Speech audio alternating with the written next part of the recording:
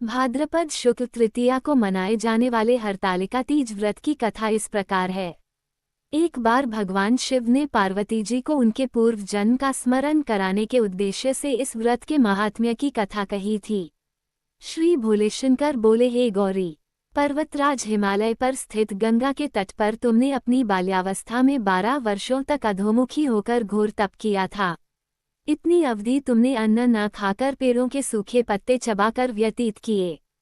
माघ की विकराल शीतलता में तुमने निरंतर जल में प्रवेश करके तप किया। वैशाख की जला देने वाली गर्मी में तुमने पंचाग्नि से शरीर को तपाया। श्रावण की मूसलधार वर्षा में खुले आसमान के नीचे बिना अन्न जल ग्रहण किए समय व्यतीत किया। तुम्हारे पिता तुम्हारी कष्ट साध्य तपस्या को देखकर बड़े दुखी होते थे। उन्हें बड़ा क्लेश होता था। तब एक दिन तुम्हारी तपस्या तथा पिता के क्लेश को देखकर नारद जी तुम्हारे घर पधारे। तुम्हारे पिता ने हृदय से अतिथि सत्कार करके उनके आने का कारण पूछा। नारद जी ने कहा, गिरिराज, मैं भगवान विष्णु के भेजने पर यहाँ उपस्थित हुआ हूँ। आपकी कन्या ने बड़ा कठोर तप किया है। इससे प्रसन्न होकर वे आपकी सुपुत्री से विवाह करना चाहते हैं। इस संदर्भ में आपकी राय जानना चाहता हूँ। नारद जी की बात सुनकर गिरिराज गदगद हो उठे।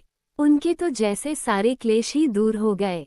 प्रसन्नचित होकर वे बोले, श्रीमान, यदि स्वयं विष्णु मेरी कन्या का वरण करना चाहते हैं तो भला मुझे क्या आपत्ति हो सकती है।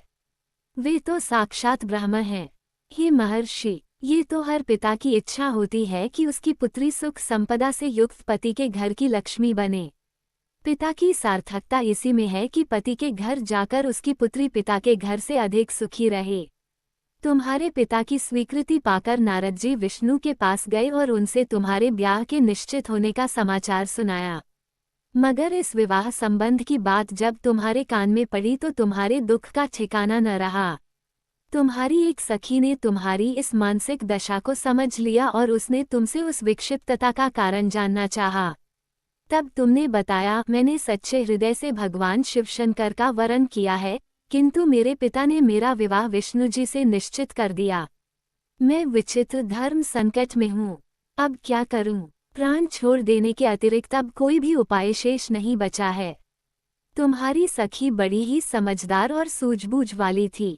उसने कहा, सखी, प्राण त्यागने का इसमें कारण ही क्या है? संकट के मौके पर धैर्य से काम लेना चाहिए। नारी के जीवन की सार्थकता इसी में है कि पति रूप में हृदय से जिसे एक बार स्वीकार कर लिया, जीवन पर्यंत उसी से निर्वाह करें। सच्ची आस्था और एकनिष्ठा के समक्ष तो ईश्वर को भी समर्पण करना पड़ता है। मैं तुम्हें घनघोर जंगल में ले चलती हूँ, जो साधना स्थली भी हो और जहाँ तुम्हारे पिता तुम्हें खोज भी न पाएं। वहाँ तुम साधना में लीन हो जाना। मुझे विश्वास है कि ईश्वर अवश्य ही तुम्हारी सहायता करेंगे। तुमने ऐसा ही किया। तुम्हारे पिता तुम्हें घर पर न पाकर बड़े दुखी तथा चिंतित हुए। वे सोचने लगे कि तुम जाने कहाँ चली गई। मैं विष्णु जी से उसका विवाह करने का प्रण कर चुका हूँ। यदि भगवान विष्णु बारात लेकर आ गए और कन्या घर पर न हुई तो बड़ा अपमान होगा। मैं तो कहीं मुंह दिखाने के योग्य भी नहीं रहूंगा। यही सब सोचकर गिरिराज ने जोर शोर से तुम्हारी खोज शुरू करवा दी। इधर तुम्हारी खोज होती रही और उधर तुम अपनी सखी के साथ नदी के तट पर एक गुफा में मेरी आराधना में लीन थीं। भाद्रपद शुक्ल तृतीया को हस्त नक्षत्र था। उस दिन तुमने रेत के शिवलिंग का निर्माण करके व्रत किया। रात भर मेरी स्तुति के गीत गाकर जागी। तुम्हारी इस कष्ट साध्य तपस्या के प्रभाव से मेरा आसन डोलने लगा। मेरी समाधि टूट गई। मैं तुरंत तुम्हारे समक्ष जा पहुंचा और तुम्हारी तपस्या से प्रसन्न होकर तुमसे वर मांगने के लिए कहा। तब अपनी तपस्या के फलस्वरूप मुझे अपने समक्ष पाकर तुमने कहा, मैं हृदय से आपको पति के रूप में वरण कर चुकी हूँ। यदि आप सचमुच मेरी तपस्या से प्रसन्न होकर आप यहाँ पधारे हैं तो मुझे अपनी अर्धांगिनी के रूप में स्वीकार कर लीजिए। तब मैं तथास्तु कहकर कैलाश पर्वत पर लौट आया। प्रातः होते ही तुमने पूजा की समस्त सामग्री को नदी में प्रवाहित करके अपनी सहेली सहित व्रत का पारणा किया।